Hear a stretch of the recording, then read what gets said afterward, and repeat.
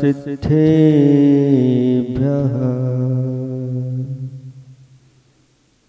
जितेन्द्रिय जित मदोभने जित भव विजित कषाय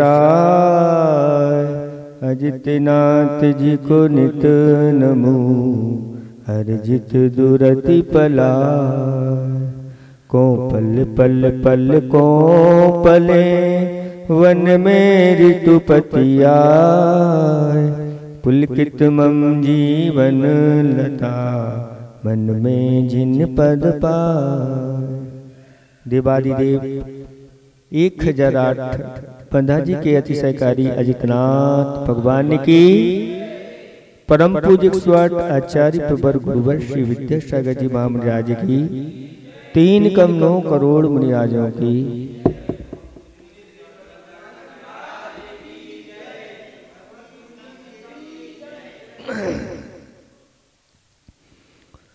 धर्म स्नेही बात्माओं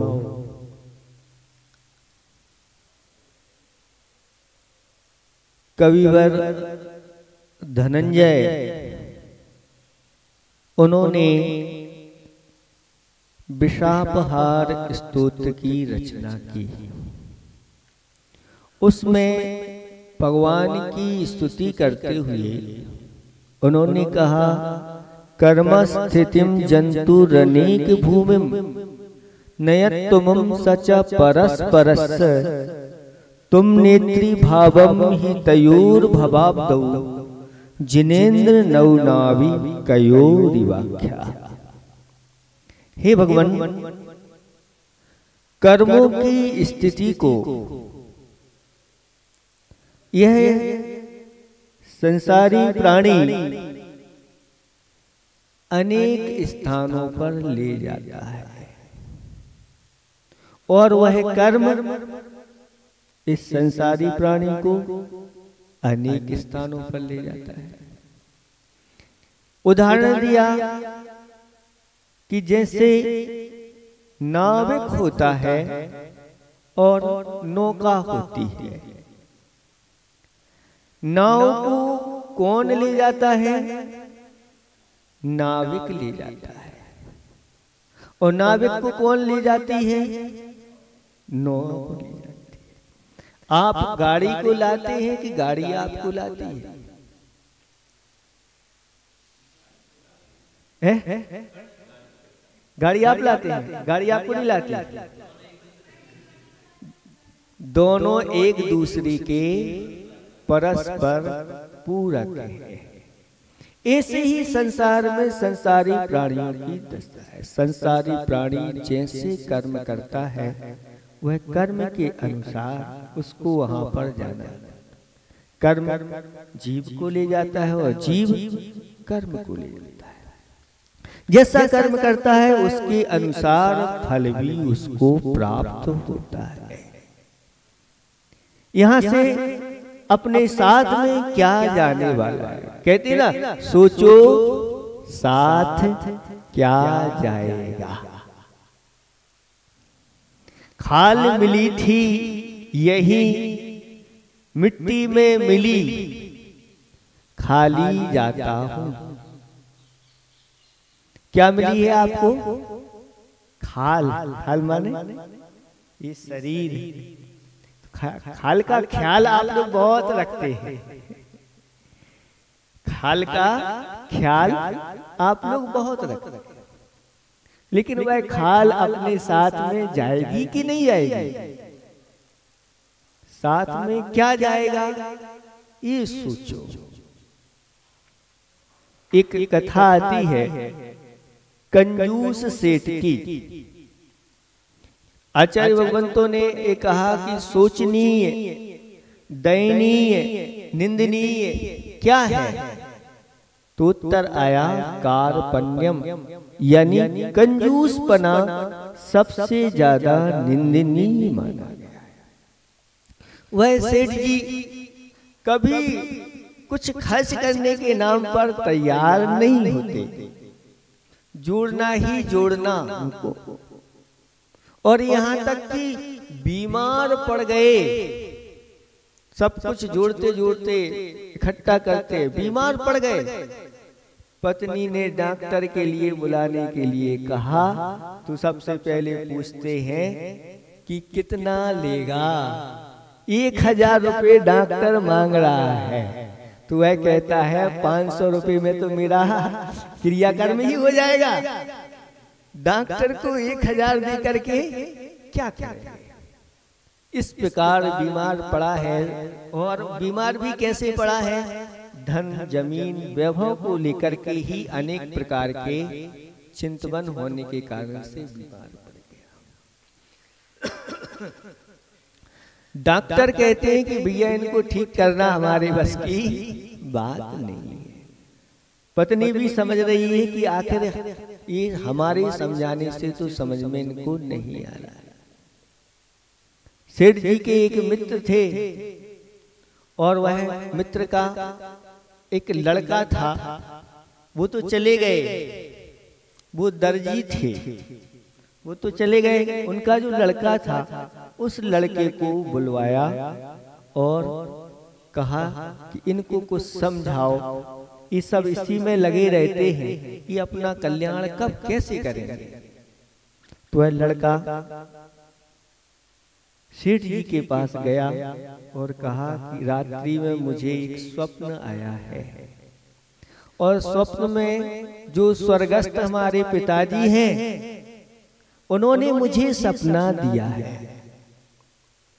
उन्होंने कहा है कि मैं यहाँ स्वर्ग में, मुझे काम मिला है इंद्र के वस्त्र बनाने का। किसके वस्त्र?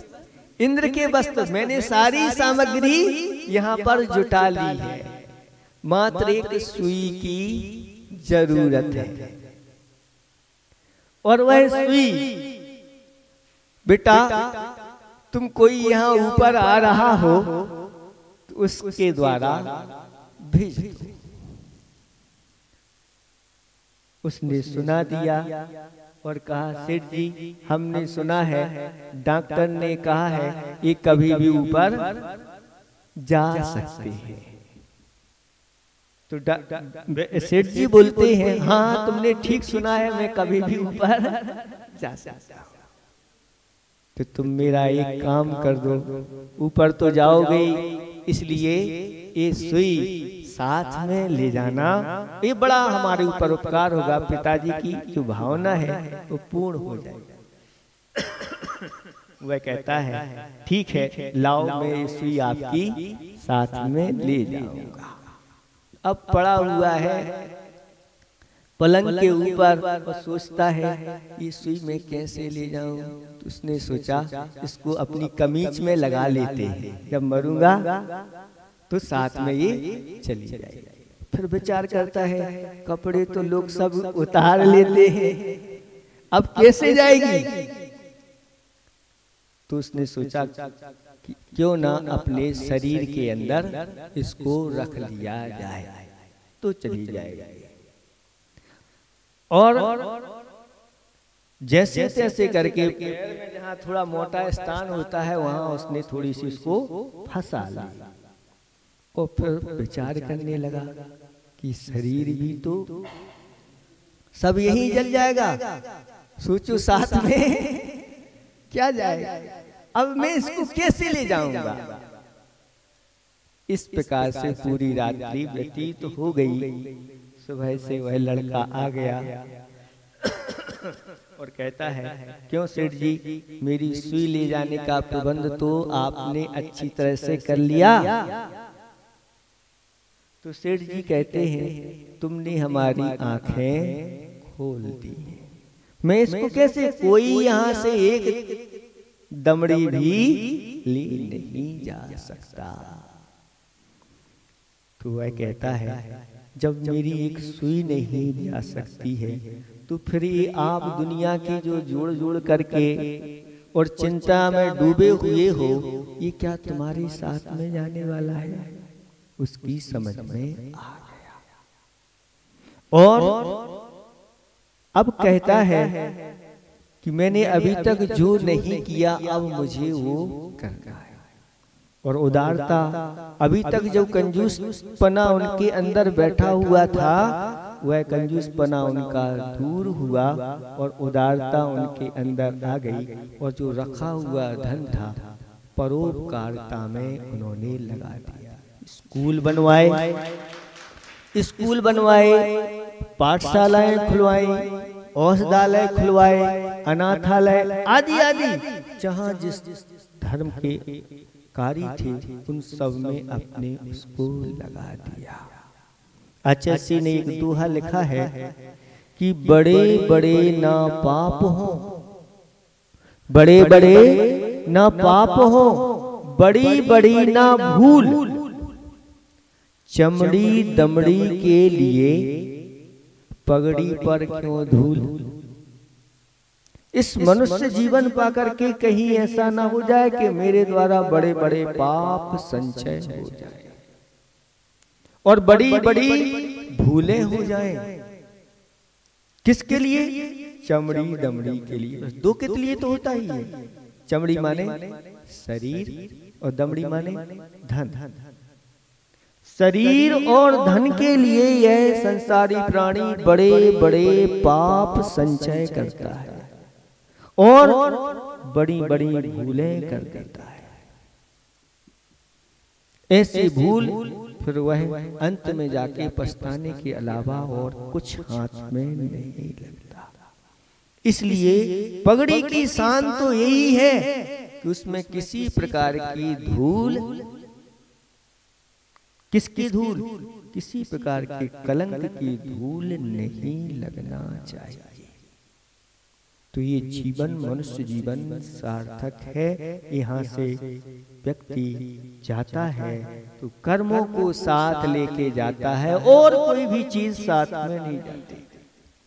अच्छे पुण्य कर्म किए हैं तो सदगति ऊपर की ओर प्रयाण हो जाता है। और अगर मान लो पापों का संचय किया है, पाप कर्म का संचय किया है, तो वह निंद गतियों में त्रंच गति या नरक गति की ओर उसका जाना हो जाता। बस अब हमें कहाँ जाना है? ये मनुष्य जीवन एक चौराहे पर खड़ा है। चौराहे पर आप खड़े हुए हैं और चार रास्ते हैं, पूरब पश्चिम उत्तर दक्षिण। पूरब और उत्तर का रास्ता तो सदगति की ओर जाता है और पश्चिम और दक्षिण का दुर्गति की ओर जाता है। अब आपको अपने आपके लिए मन वचन काया ये तीनों मिले हुए हैं। इनके माध्यम से आप अपने जीवन में क्या संचय कर रहे हैं आप स्वयं ही लिखने वाले हैं और स्वयं ही उनके नंबर लेने वाले हैं। आपको अपनी इस जीवन रूपी किताब पर लिखना है। अब क्या लिखना है? आप सब समझदार हैं, इसलिए अपने जीवन को ऐसा बनाओ, अच्छे अच्छे कर्मों का संचय अपने जीवन में करते चले जाओ। खुद को बुलंद बनाओ इतना कि खुदा पूछे तेरी रजा क्या है। मतलब अपने आप को इतना पुण्यशाली, पावरफुल बना लो कि जहां भी जाओ वह पुण्य कर्म आपके सामने हाथ जोड़े खड़ा रहे। बोलो तुम्हारे लिए क्या चाहिए, क्या तुम्हारी इच्छा है, यानी पूर्ति कर देता है। दुनिया में कहीं भी चले जाओ, यही अपने साथ जाना है। ये जीव और कर्मों का संबंध नाव और नाविक की तरह कहा गया है। इसलिए आप लोग अच्छे सत्कर्म करके, अच्छे कर्म को लेकर के ही यहाँ से जाएं और एक दिन भावना ऐसी बने कि सारे कर्म यहीं छोड़ करके सिद्ध बन जाएं। अहिंसा परमो धर्म की, जिन वाणी के ज्ञानते सूझे लोकालोक, सो वाणी मस्तक धरूं सदा देतो। हे जिन वाणी भारती माँ तोय जपू दिन दिन, जो तेरी शरणागत सो पावे सुख से। देव बजो अरिहंत को गुरु सेवा निर्ग्रंथ, दया धर्म पालो सदा, यही मोक्ष का फल।